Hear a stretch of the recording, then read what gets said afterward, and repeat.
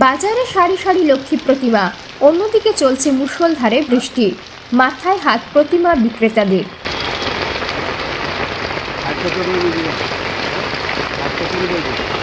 লক্ষ্মী পুজোর আগে বৃষ্টিতে চিন্তায় প্রতিমা বিক্রেতারা।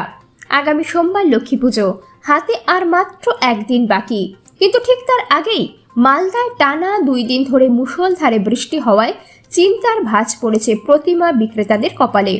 শহরের বিভিন্ন বাজারে লক্ষ্মী প্রতিমা বিক্রির জন্য বিক্রেতারা কেউ এনেছেন প্রায় 1000 পিস, কেউ আবার 500-র মতো প্রতিমা।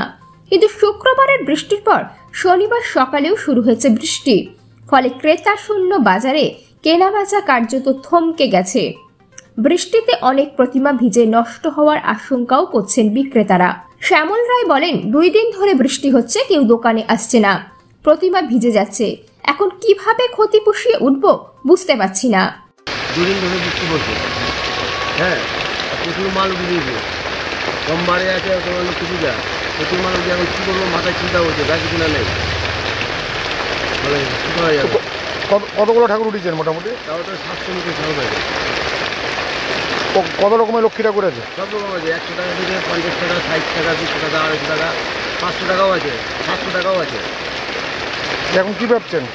কী ভাববো, আরও কিছু হবে, চিন্তা ভাবনা করতে হবে। কত বছর ধরে ব্যবসা করছেন?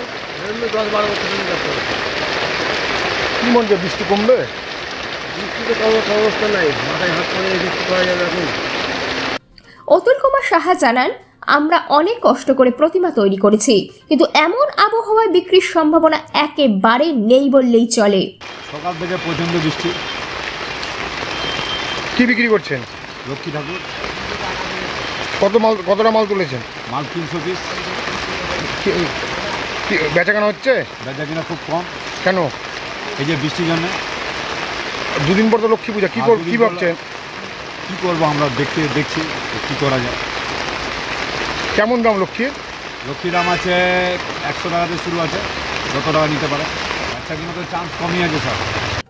Bureau report, news সমবার্তা।